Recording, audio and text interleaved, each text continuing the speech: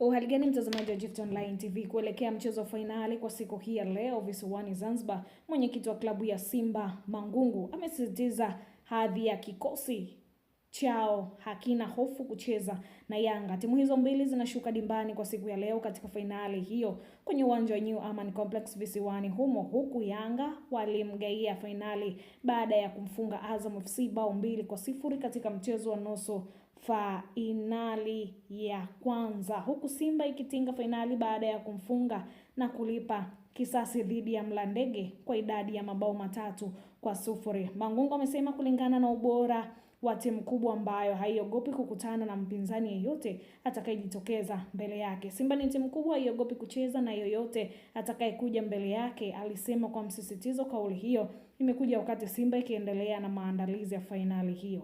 Mangungu amesema hadhi ya Simba haijengwi kwa maneno bali kwa historia, miundombinu na ubora wa kikosi. Timu yenye rekodi kubwa kama Simba haina sababu ya kumwogopa mpinzani, bali wajibu wake ni kuingia uwanjani kupambana na kutafuta ushindi kila mechi. Kauli hiyo inatajwa kuwa ni sindano ya morali kwa wachezaji wa benchi la ufundi. Inawakumbusha wachezaji jezi wanayovaa ina uzito gani na matarajio ya mamilioni ya mashabiki. Wakati huo huo, ni onyo kwa wapinzani kuwa Simba inaingia kwenye kila pambano ikiwa tayari kupambana hadi dakika ya mwisho. Kwa mashabiki wa wekundu wa Msimbazi, maneno ya Mangungu ni uthibitisho kuwa uongozi wao upo nyuma ya timu 100%.